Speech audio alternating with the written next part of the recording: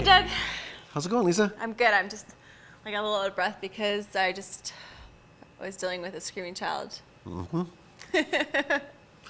How's the kids? Ooh, they're good. My son's a little colicky. Oh, Deserved. sorry to hear that. No, it's deserved because my first son was just so. Oh, I see. So there's like cosmic balance. All the parents that I bragged about how good my son was, I'm sorry. I deserve this. But today we're talking serious. We're seriously talking about Syria. Syrians. Yeah, wow. It's obviously a huge humanitarian crisis. The war in Syria has been going on for 5 years now, and millions of people have been displaced. And Canada has recently stepped up in a big way to do their part, and the Okanagan is part of that as well. So as Doug and I mentioned, we are talking about the Syrian Refugee Crisis and how we are helping here in the Okanagan, and we have an expert panel of people to talk just about this subject. Do you want to introduce yourselves? I'm Katelin Mitchell. I'm the Immigrant Services Manager with Kelowna Community Resources. Okay. And I'm Khalid Arriani from the Kelowna Islamic Center, Kelowna branch. And I'm Jodine Ducs with the Central Okanagan Refugee Committee. Okay, and what are we doing? We'll start with you. What are we doing here in the Okanagan to, support these refugees that are seeking new homes? I think we're doing a lot of things. This community has a lot of capacity. They've really pulled together volunteer groups, private sponsorship groups, the Islamic Center, settlement services, all pulled together to make sure that these families feel welcome when they arrive and that they have all the resources and the opportunities for success in our community. So when these families are coming over here, what kinds of services are they needing and what are we providing here in the Okanagan? Well, they're going to need everything because when they move to Canada, they have nothing. So they left everything, their homes destroyed, their belonging. Some of them even they couldn't bring their IDs with them. So they have to start new lives. And so the community came together and they helped them quite a lot. And we are very happy to do that. And with the KCR helping with all the paperwork and give them support. The support Yeah. that It's we've been amazing. received from all across the valley is like mind-blowing, really, I think. Yeah, no, it really has. There's been a lot of positivity around welcoming these families. As Khalid said, KCR offers a full range of supports. So with those families that have come privately sponsored, they come and have a network of people already here excited to welcome them and to assist them with a lot of processes. And KCR comes alongside to support where as needed with, as Khalid said, some of the government forms and processes and whatever might be needed. We also have a lot of different opportunities for them to connect with other immigrants in the community and other members of the community. We also have lately been able to welcome 4 government-assisted refugee families, and so they come slightly under a different circumstance. They don't necessarily typically come to communities with that same built-in network, but the community, including the private sponsors and the Islamic Center, have come together to support those families in the same way, which is amazing, so that they can really be welcomed on par with the private sponsored families. Okay, so when they come here, so we're talking about housing and clothing and all those things that you need to survive. What about community? Like, how are they getting that sense of community and being able to, integrate into our society here? Well, it's amazing, like when you can see the community from all different religions and even non-religious groups, they came together. Like it's kind of a blessing to have the Syrian family. They brought us all together. I didn't know Jodine before, and a lot of people. And we all came for the same goal, to help those poor people who are escaping war. And it's amazing, like how people, they call the Islamic Center and they're from different faith, and they said, how can we help? And other people, they call churches. And we help families without even asking about their religion, because Syria is religious country, and when we want to sponsor, we don't ask which family is coming or which religion. It doesn't matter. the purpose is to help. Yeah. Well, it's interesting when you see this stuff on the media. It's always the negative, right? And the segregating. And it's funny too because we were always talking about how people are always talking bad things about religion, but who are the people that come together when in these crises is the church. And different societies come together It's for. convenient for the churches because a lot of them have already been set up as a sponsorship agreement holder. So it does make sense that that pathway has been paved. And it hasn't just been church people though. Like the churches may take the helm at it, but we've been joined by, as Khalid said, lots of non-religious people that are very active. Yeah, hundreds of Yes, volunteers. It's yes. been amazing. Yeah. And so going back to the sense of community things, they're coming together to help. In terms of kids and the language barriers and things like that, how are they integrating? Do you guys have any kinds of success stories so far or things that have... There's lots. Can I brag about Yeah, Juria? sure. So Juria came when she was 8 and they arrived May of last year and not a word of English, and she's the most improved English in her class, in her school. She gets awards now. She comes home with A's on her report card. She's fabulous. Is she making friends? She's got lots of friends in her school, yes. Yeah? It's wonderful to see. Yeah. And I heard the girls are smarter than the boys. Well, I was going to rub that in, but Just to give them credit. Isn't that the way that it is? it's the same all over. Everywhere. Girls rock. So they're doing very good. I think the kids are amazing, and they have such a tenacity to be able to survive, adapt, change. They're such strong little children, and all of them have the opportunity to really blossom and to learn, and they learn so quickly. They actually end up teaching their parents and practicing with their parents at home a lot. So it's fabulous. And how do you think that this is helping kids that already live here in welcoming and just showing that kind of example of helping? It's fabulous. I grew up in Vancouver and there's tons of diversity there. And then you come into the interior and that's not so much. And you miss out when you don't have that, the different ethnicities around you. And so it is a blessing for the kids here too, to be exposed to that. Absolutely. I mean, I know personally from myself, with my children, I involve them in the work that we do as much as possible because I think, as you say, it brings a richness to them. It brings them different perspectives and lets them think about other things other than themselves and what they have in this world. And one thing that is a big misconception is people thinking that these refugees are a bunch of people that didn't have access to things before the war. When a lot of these people are doctors and lawyers and they come from wealthy backgrounds, they have cell phones, they have smartphones, they've got the technology and stuff. So when people think refugee, there's a lot of misconception there. Do you want to talk about that for a second? Yeah, I think we had a chance to talk to them and about their previous life and work, and they're smart people, even if they have lower education, but they're hard workers, and they are not going to be burden to society. I'm pretty sure. Like some of them, they want to work like Mohammed. He wants to work from day one without English. He said, "Okay, get me a job." A lot of people like that. They're not.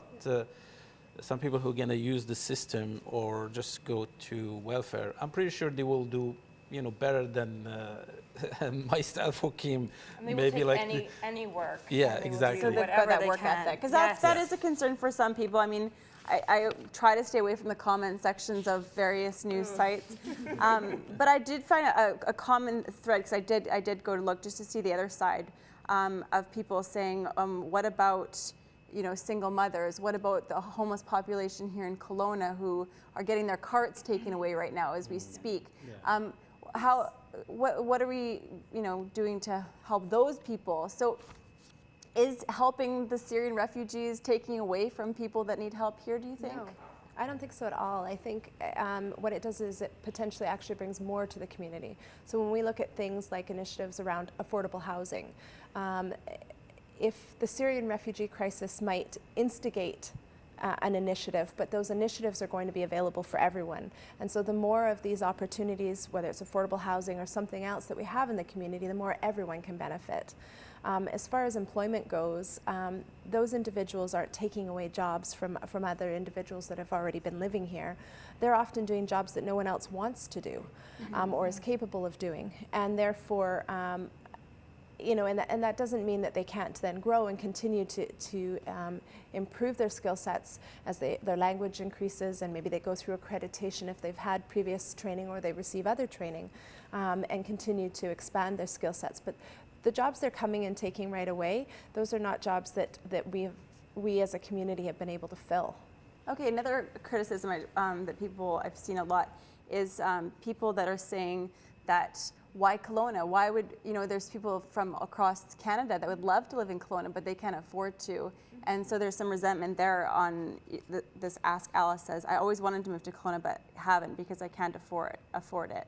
Kelowna is one of the most expensive cities in BC, and it's my most favorite. The rents are outrageous, and so is home ownership. I think the housing problem is everywhere. Like if you go to Vancouver, it's I think worse than a bargain. Yeah, worse than Kelowna, and there is more Syrian refugees there than here. I think if we go back to the problem homelessness and the other issue of jobs, these problems existed before, like 20 years ago, 30 years ago. Why we just wake up today when the Syrians are here? I don't understand this mentality. And the Syrians, I don't think they will be burdened, as I said before. They are hard workers, and they will get their lives better as soon as they can. Just because families have been chosen to come to Kelowna. First of all, those families didn't have a choice to come to Kelowna. They were destined to Kelowna, or they were chosen by private sponsorship groups to come. It wasn't really their choice. And also when they, any of the funding that they receive to live in Kelowna, it's not supplemented because of our housing costs. They get the same amounts all the way across Canada, no matter where they live. So that affordability issue, it's not like, oh, well, it's a nice place to live and therefore we're going to give you extra money because the costs are increased. They actually have to budget and be tighter on their budgets in order to be able to afford to live here as anyone else would. Okay.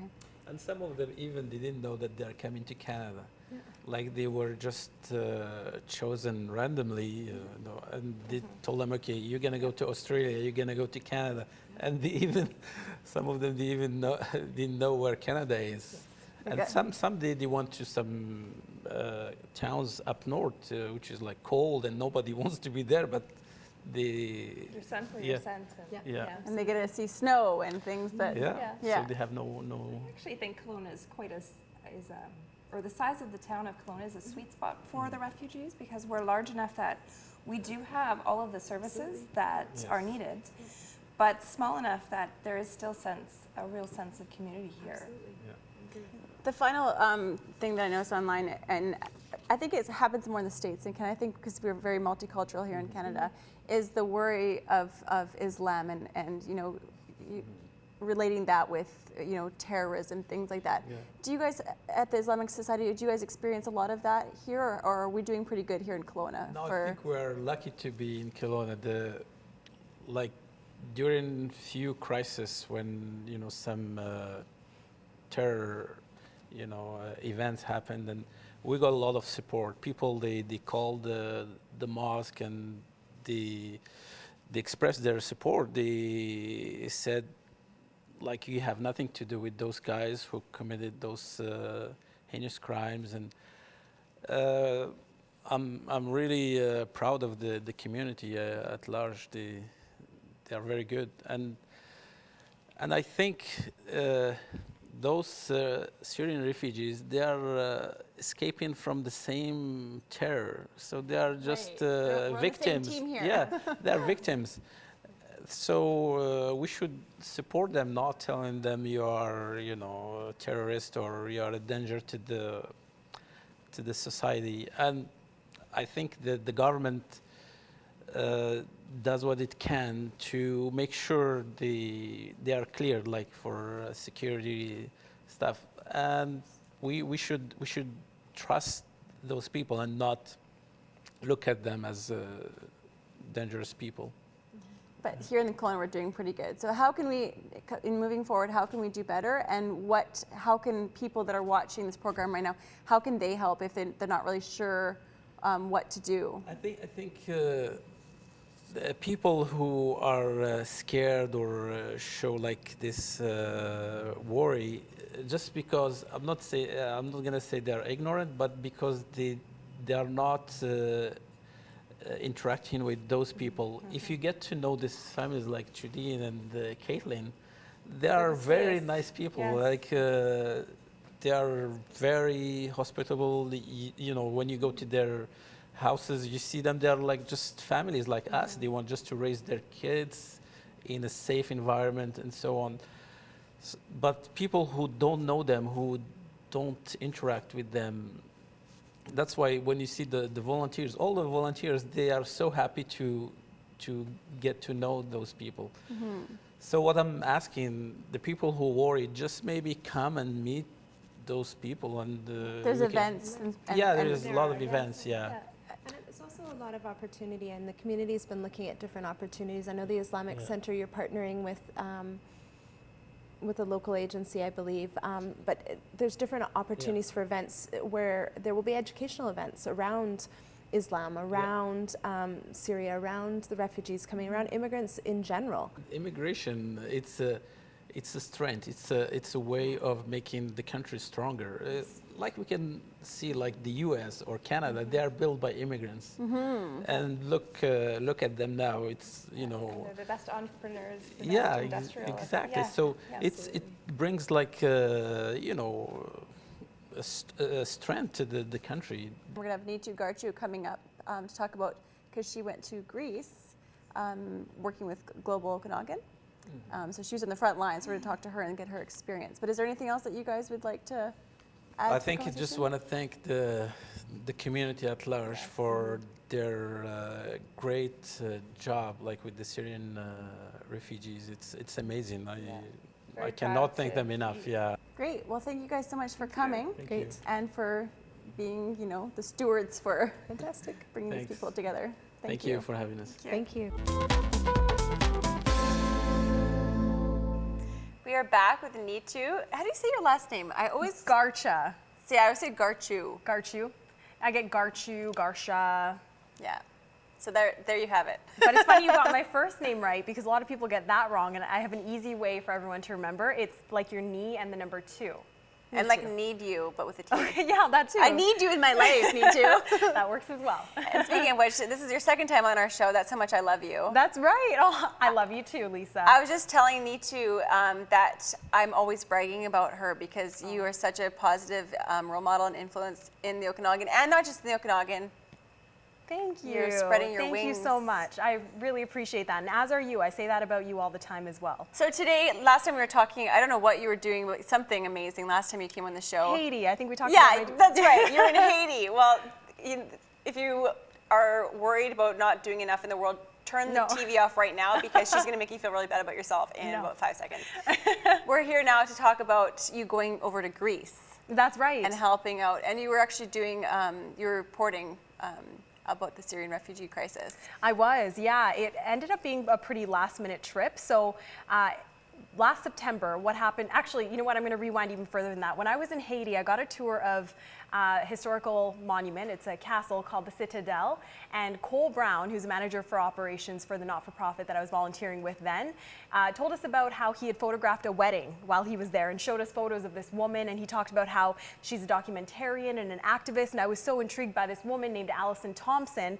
And I looked her up, and sure enough, I ended up following her on social media. And she has been at every world crisis. She was my point of contact who answered a lot of my questions, but I very much went solo, paid my whole way there, and just kind of showed up with my camera gear. And as a journalist, it's easy to forget that sometimes you can tell a story from far away, but you learn so much more when you're on the ground and really seeing things firsthand. And that's really testament to because you can't dissociate yourself from what's happening when you're actually seeing it with your own eyes. Yes, exactly. And real time. Yes, absolutely. And there was, especially as a journalist, I felt like I was so up to date with my research into the crisis and the mass migration into Europe, but I learned so much being on the ground there. For example, the second day, that I was there were several refugee boats that arrived, and this is despite winter conditions and rain and even snow some days. And several boats had arrived, and one out of several boats was full of Syrians. The rest were Pakistani, Afghan, Iraqi. I met refugees from Bangladesh, from Somalia. Yeah, Syrians make up just under half of the refugees and migrants that are fleeing via Turkey, making it to Greece via boat. See, I didn't even know that.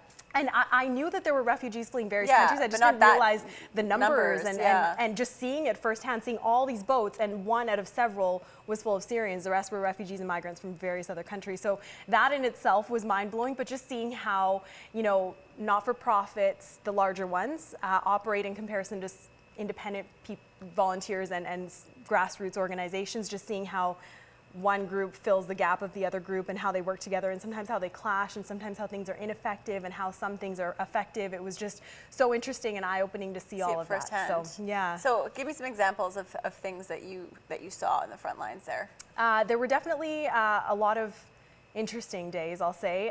There were definitely days where there was tragedy, and a lot of volunteers were getting, of course, emotional based on what they were seeing. But you know what I heard from every single volunteer that I spoke to, no matter where they were coming from, is that while what they were seeing was emotional for them to go through, they had to turn their emotions off and just be there to help people. And then as soon as things would kind of wind down, usually by 2 or 3 o'clock in the afternoon, things would wind down a little bit, because the Turkish Coast Guard would be monitoring the waters, and they would stop or intercept the process of refugees trying to make it to Greece. So by 2 or 3 o'clock in the afternoon, when it was cleanup time, a lot of the volunteers would just sit there and just reflect, and some would cry, and some would just focus on being productive and cleaning up and getting ready for the next surge of boats that would arrive. So it was very interesting to see how the volunteers reacted to this and handled it, because a lot of them, despite the fact that they had been to various countries to volunteer, had never seen a crisis like this unfolding. I mean, this is the largest migration of refugees since World War II.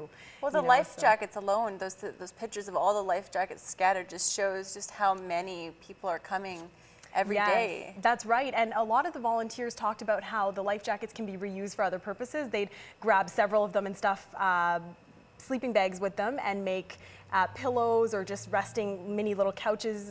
They'd make beds for refugees. Some even fashion designers would come and start making purses out of them. Really? Yeah, and I met a couple actually who was with Rotary International. One woman was from Canada, she's from Newfoundland, and the other man was British, and they were both there because they had just gotten permission from the Greek government to take thousands of these life jackets to Africa, where they say that 5,000 sailors drown every year because they don't have life jackets. So they're finding other purposes for them, but just seeing the piles and piles of life jackets, a lot of them, the piles were taller than me. I'm 5'4", and the piles of life jackets were taller than me, and there were just mounds and mounds of them. So that's crazy. Yeah. And let's talk about the kids for a minute. So did you, when you saw the kids coming off the boats, like what kinds of reactions did they have? Were they relieved? I mean, I can't imagine being a child going through this whole situation. Yeah, no kidding. When you think about the kids here in Kelowna, it's like, my iPod's not working. It's a huge contrast. Right? Yeah, and you can't even imagine them going through something like this. Every child is different, of course, and every child reacts differently to things they go through, but what I did notice from every child is that they're a child. Some of them would have slept through the whole boat ride and not even really know what had happened. The very, very young ones. There were infants. There was actually, the youngest child I saw couldn't have been more than 4 months old. A tiny, tiny little baby. So, but a lot of the children, there's a corner where they can play and there's drawing and coloring for them, and a lot of the photos that they drew, some of it was sunshine and flowers and homes, but the majority of the photos that I saw a lot of the refugee children draw were of men holding guns up against, pointing them towards women and children, or of the tragic situations that they've seen, or of the boat ride itself. They draw boats with several people crammed in there in dangerous waters, like lots of waves. So it was testament to what they've seen that they're drawing that, because children have wild imaginations, but they have to get their ideas from somewhere, right? Obviously, it's things they've seen. That's one thing that concerns me, and a lot of people, is you know, we always worry about, even in North America, about kids having access to violent video games and things like that because it might influence their behavior. So some of these kids that have seen so much violence and then they're coming into other countries, do you think that that would be a concern for? Absolutely. I think it would be a concern, especially, you know, if I was a parent, I'd just be focusing on getting them to safety. But, you know, you and I, we can think a little bit further than that and be like, what kind of impact is this going to have on not only their mental health, but what they think is okay and what isn't in terms of violence and touching and just societal norms, I guess. They're going into Europe, which is very different than Syria, Afghanistan, Iraq, Somalia, Congo, all these different countries that they're fleeing from. So I think it's definitely a concern. But at the same time, like, I saw so many little children that would just, they're stray puppies and kittens running around everywhere, and they would just grab them and start petting them. And even though these kids are cold and shivering because they're wet from the boat ride, there's huge waves that get them wet. They're holding the little animals. Yeah, exactly. Every time I say Trump now, I feel like I'm talking about Donald Trump.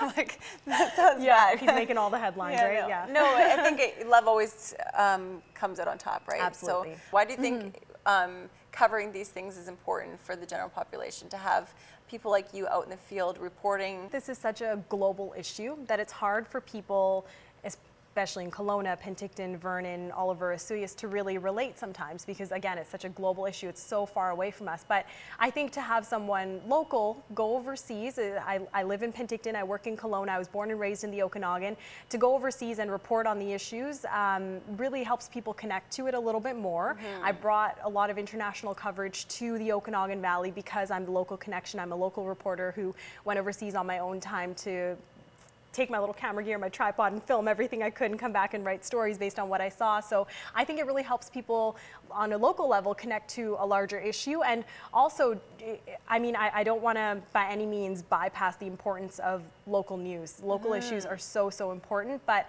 at the same time, it really helps shed light on an international crisis that's happening in a way that people can really relate. Right. So. Thanks so much for coming on our show again. My pleasure. I Thanks for having me. wish you could live on this show. Yeah, well, this is a pretty comfy couch. I think I can make that happen. We can, we get our pajamas on. We'll have a slumber party. Yeah.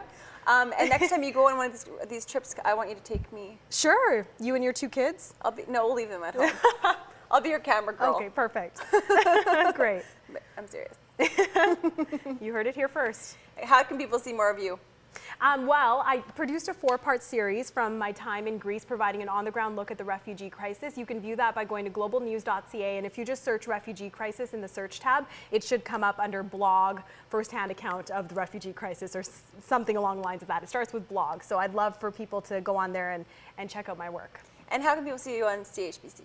Yes, so we are online again at globalnews.ca/Okanagan. We are on CHBC Global Okanagan. Newscasts are at 5, 6:30, and 11 p.m. Monday to Friday, and then on weekends it's 5:30, 6:30, and 11. And I do work weekends, so I have to pitch the weekends as well. And we're on Twitter, Instagram, Facebook, so you can see us on social media too. Awesome. Yeah. Support your local TV, radio, and me. And Lisa. Thanks so much, Neetu. Thank you. Well, do you feel bad about yourself, Doug? Do I feel bad about myself? Yeah, because I'm not doing enough? Well, we're not doing. Are we? Well, no, we're not doing enough.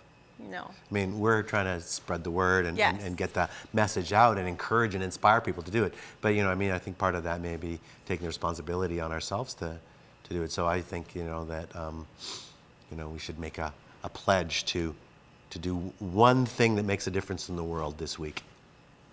Okay. Okay? We'll report back on that. Can I use this show as my... No, it's one more thing. Just one more thing. Okay. Well, I want to thank all of our guests. I think it was so nice to be able to see people I love how with the Islamic Society coming together with other religious organizations and stuff, and just, you know, all those myths that were dispelled about conflict and things like that, because the Okanagan has come together and is helping people that need help, and we'll continue to do that. It's good to see. Thanks to everybody that is making a difference out there in the world, and thanks to all our guests, as you say.